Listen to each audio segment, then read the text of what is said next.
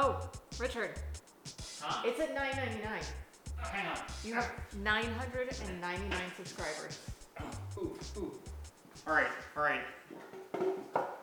Refresh it. Oh, come on. All right. Well, it's probably people trying to be number 1,000. Yeah. It's okay. All right. We'll give it a few minutes. We got time. Okay, it's been like $9.99 for 10 minutes now. Maybe we should try it again. Okay. All right. Do you want to refresh? I'll cross my fingers. Do it. Do it. Woo! Sweet! High five! Awesome. Hey, actually 1,009 subscribers. Well, you know, my people are overachievers. Yeah. So. Awesome. Hang on. I got this.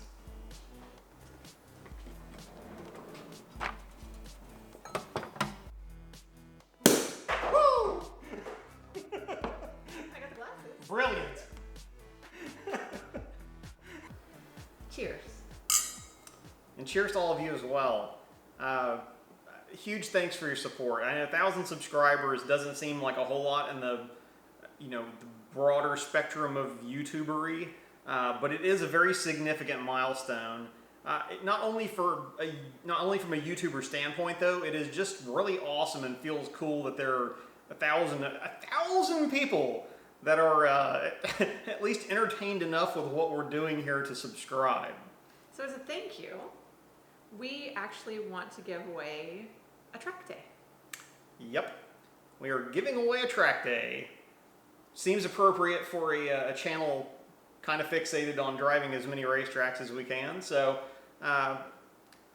there you have it. Now, I did some research and I tried to find a way of doing that that would cover the most amount of people that would probably be watching. So what we landed on was doing an SCCA Track Night in America gift certificate, which is going to cover your entry fee to any of the Track Night in America events, which they have really from East Coast to West Coast in the United States. So if you live at all near a racetrack, they probably have an event there at some point in the year. I'm just going to talk about how we're going to give it away. Go ahead. So we will give this away at random for a comment on the video. Yep, comment below on this video with a couple of ways, really. Any comment will do, frankly, but ideally comment with the... No, not any comment will do. Not any comment will do. Any comment will do. You have to comment. But ideally, we want you to comment with, just to kind of have the story behind everything here, the number of racetracks that you've driven so far, and or where you would plan to use the gift certificate. Which track would you go and drive given this opportunity, for free basically. Let us know, and then we will pick a comment at random. And we'll announce it in the next video. Yep, so comment at random and then pay attention, click the, subscribe if you haven't already, and click the bell notification, and that way you will get notified when the next video goes live, wherein we will announce the winner.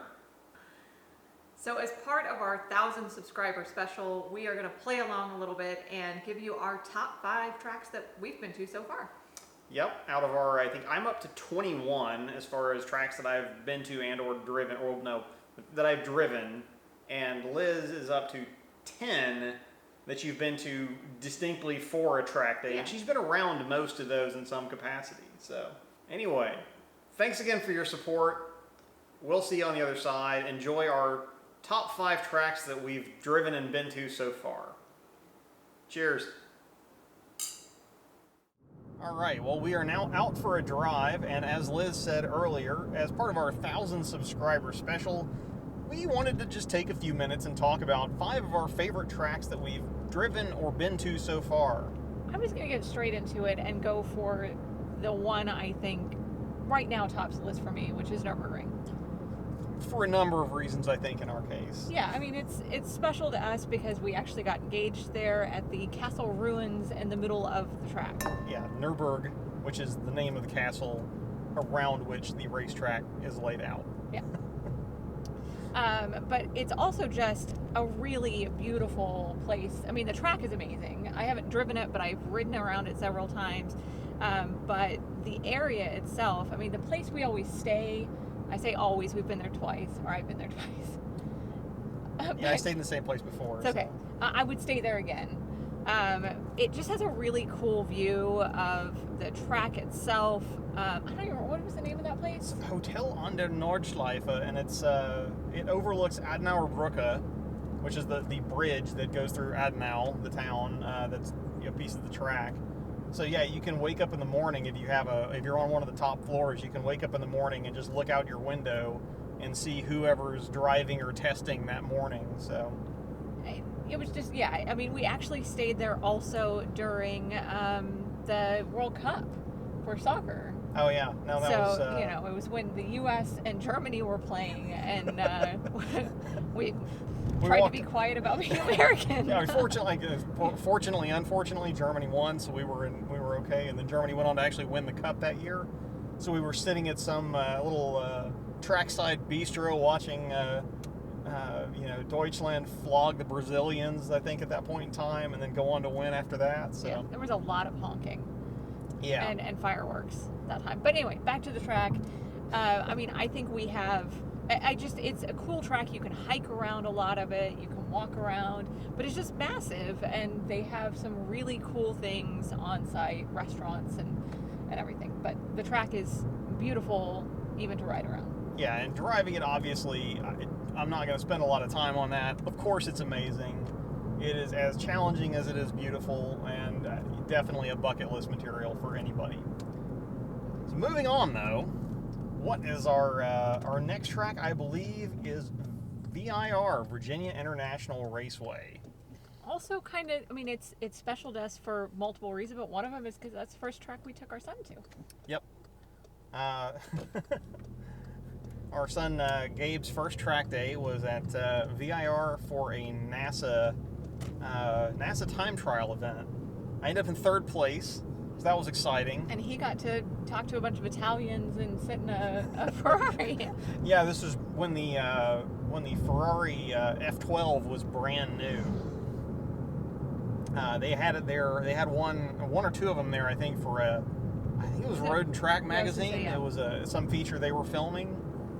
And, he walked down there, and he doesn't know a stranger, so he just started talking to these guys, and they were straight off the boat from Italy, and they let him sit. They were like, get in the car, and I'm panicking, because I'm like, don't touch anything.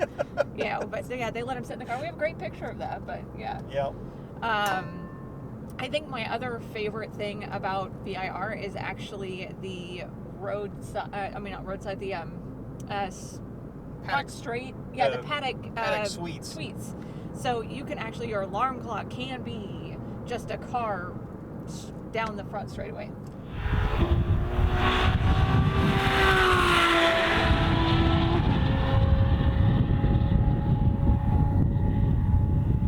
Yeah, no, VIR is really nice. It doesn't have a lot of stuff around like the area that you're in. I think their address says Danville, Virginia, but it's nowhere close to the actual Danville, Virginia. It's probably half an hour out. And the little town that's next to it, the name of which I don't remember, there's not a whole lot going on there, not a whole lot to do, but the track itself is pretty self-sufficient. They have a lodge on the track in addition to the paddock suites. I was going to say, if you're not into being woken up by, Yeah, if you... by cars on the track, you can stay at the lodge. Yeah. Which might be a little quieter. And they have there's a restaurant, there are actually a couple of different restaurants in the infield, which are completely not, they're very nice, and they're, food there is great and everything else, and it's also in a video, it's a very pretty, what you would call that, pretty campus they have there. I think I'm going to move on to the next one, Sure. Which has to be Road America. Oh, no question. Road America is definitely up there. Yeah, we went there for Expo 2017. Yes, ma'am. Yep. And that was just a ton of fun. I mean, well, first of all, the resort that we stayed at was beautiful, but that's just the whole town. I don't even know what the town, I do know the town, but Elkhart Lake. Elkhart Lake. There you go. The town is adorable, and just that whole area was great. But the track itself is massive. Yeah, absolutely massive. They refer to themselves as the America's National Park of Speed, and they aren't fooling around. The grounds are huge. I really wished, like, I walked around a ton. It was actually raining the whole time we were there, but I had a backpack and I shoved my umbrella inside there so that I could still take pictures.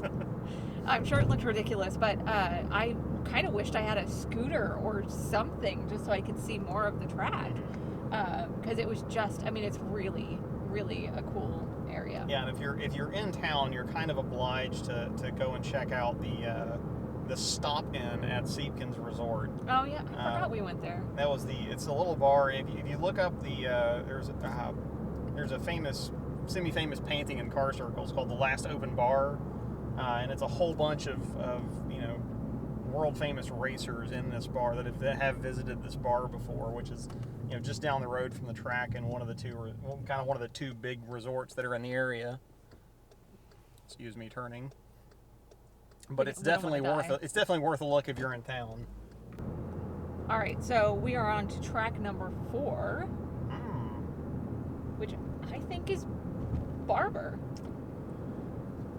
Yeah, Barber was an interesting experience, but I think it's it wins on the sentimental points for us because that's actually the first track that we went to together.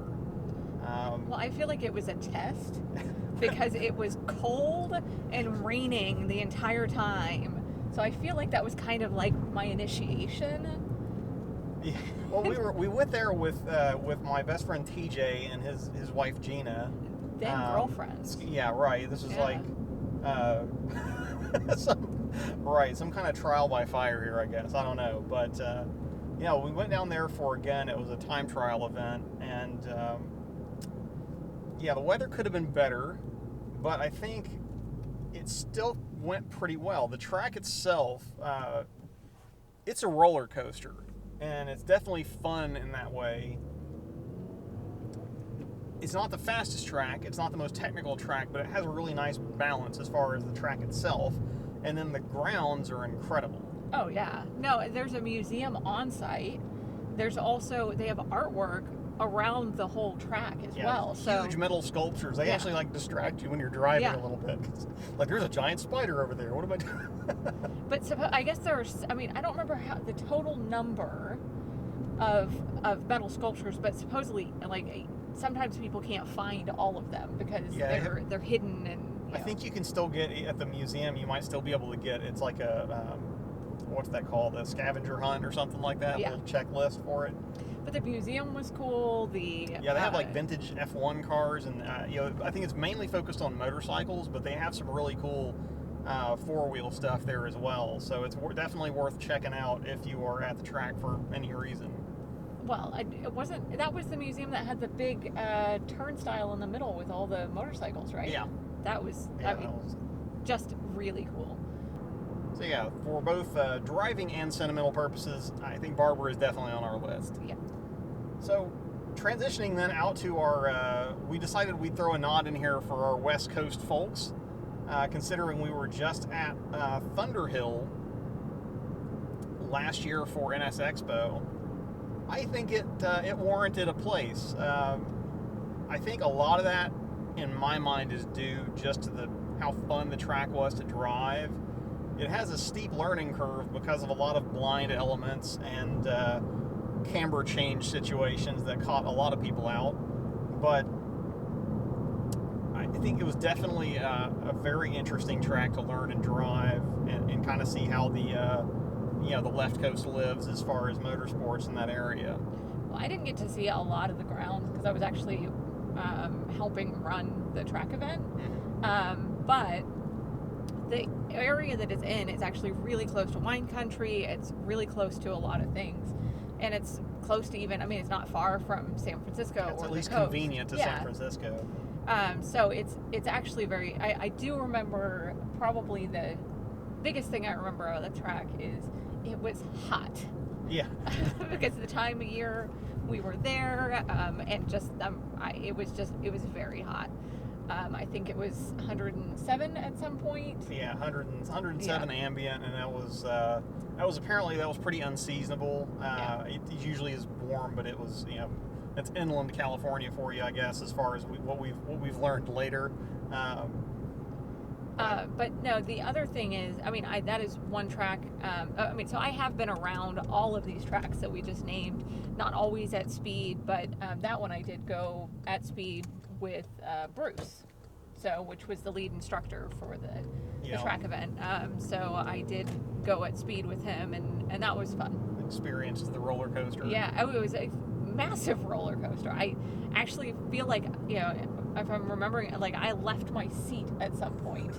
And he has a 5-point harness. Yeah, Bruce's car has aero on it, so he could take the crests pretty enthusiastically without the tires losing grip. But I also got to ride around the track faster than I was going, for sure, with Peter Cunningham in one of the NC1, the second generation NSXs. And I don't understand the problem that some people have with that car still. It definitely made me recalibrate my brain as far as what you could accomplish with four wheels. And I'm sure that a lot of that was probably the driver, but the car has to be up to the task as well, and it was definitely impressive, and that kind of left a good impression of me on both the car, the track, and of course the driver. So thanks again, Peter. I was going to say, how can you not have a good impression of Peter? But no, I think overall though, Thunderhill, it was a fun track to go around in, and we didn't, like I said, I didn't see much of the grounds, but the area that it's in is very pretty. Yeah, definitely. Now those are our 5 favorites. We did, though, it was a difficult list to put together and keep to 5, just so we didn't ramble on for an hour here, because I don't think I've been to a track that I haven't enjoyed yet, and but we did have some honorable mentions we wanted to kind of throw in there. So my first honorable mention is probably, I'm nearly certain it's the smallest and shortest track that I've been to, and that is Little Talladega. It is in the general vicinity of the Talladega that you're thinking of, but it's different. It is a road course in a cornfield with a silo for a timing and scoring tower. It is a brilliant learning track. I've been there numerous times, way early on when I was starting to do HPDE and driving schools and things like that. And we would just, it still is, I think, it's inexpensive enough where a smallish group can rent it. So we would have 20 of our friends go down, rent the whole track for a day, have one of the least expensive track days that you can do, and have a ton of fun, because in the sessions you get you drive 1 million laps, because you're, I think my best lap ever there was like 1 minute and 7 seconds. So again, it is not a long track, but it's still fun and challenging at the same time. Another one I'll throw in there from a driving standpoint, I think it is an underrated track, is Carolina Motorsports Park, or CMP. Now, I've got a soft spot for CMP because I actually won my first NASA time trial event there with the NSX back a long time ago now. But yeah, no, that track, I went there a bunch. I did a lot of my HPDE ladder with NASA at the track, and I think it's very underrated. There's not a lot to do around the area, but it's a pleasant area to be in, even outside of the track itself. And the last honorable mention I wanted to throw in there was the Corvette Museum. That's a track I've been to fairly recently, and it is definitely a world-class facility. It is directly adjacent to the Corvette Museum itself, the namesake museum for the track, which is definitely worth visiting if you are going to the track for a track day, or even if you just wanted to go and visit the museum and then sneak over to the track, however you want to do it. But yeah, I think I would throw those 3 out there because they kind of stuck in my mind of being worth mentioning in any sort of like favorites video we did. So those are 3 I have not been to, but we should fix that. For sure. So I'll throw one honorable mention in for myself, and it's actually a track that Richard hasn't driven around, I haven't been around, but I Yeah. feel like, yes, well, I was getting there. We haven't been around yet. However, I feel like we had so much fun, and that's Daytona. We had an incredible time when we went down there for the Rolex 24, and I would go back in a heartbeat. It's a really just an incredible track. There's so much to do. Yeah, so much history to the Yeah. track too. I mean, you can't really talk about motorsports in the United States without mentioning Daytona in some capacity. Whether it's the 24-hour race like the one we went to, or if it's NASCAR. Yeah. No, it's just, I mean, it was really just an incredible event, and yeah, that's all I have to say. So I think Daytona also benefits from its general location. It's 15 minutes from a beach, and given the area on season is very touristy, if you're there off season for a track day, you have all these amazing restaurants to yourselves, all these 4 or 5 star resorts that you can probably get into for not as much as you might think in the off season. So I think it's definitely one that that will be firmly on our to-do list until we've accomplished that one. Yeah. So. Well, I mean, and even if you aren't, wanting to go out to see the beach or any of those things, the track itself has so much to do. Oh yeah, no, the NASCAR money shows, and the amenities are real. But I think that wraps up our list. That was it. 5 and a few. Well, do you think they really thought we were going to keep it to 5? I hope not. You don't know us very well. But, yeah, so that's 5 and a few of our favorite tracks that we've been to and or driven. So yeah, our next event, speaking of tracks, is going to be NS Expo, the track portion of which is at Summit Point Motorsports Park. Now, I've been to Summit Point Motorsports Park before, and I drove the Shenandoah circuit. That was actually my first ever driving school, high-performance driving school. Now, 13 years later, we're going back. This time we're doing Summit, Maine with the NSX Club and hosted by Chin Motorsports. Which is always great. They Yeah, run a very clean event. Yeah, super slick operation there. If you haven't run with them before, you're missing out, and you should definitely go find one of their events. But that's where we are next. For now, though, that's the end of this video. We thank you again for the support. 1,000 subscribers is just awesome. I think we're at 1,200 now, but by the time I'm going to be publishing this, which is... I'm excited if you can't tell. But anyhow, leaving it there, I'm Richard. I'm Liz. This is Lap of the World. Thanks again, and we'll see you in the next video, if not at the track. Freaking stuff. You can... Right.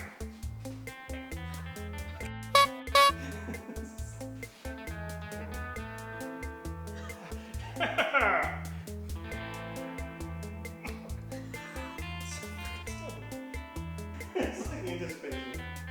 Alright. Alright! Come on! Damn it.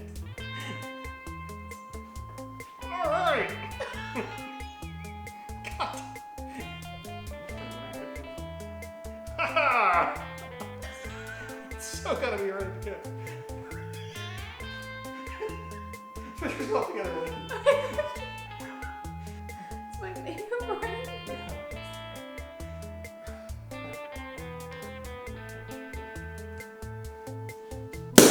Woo! I got the glasses. Brilliant.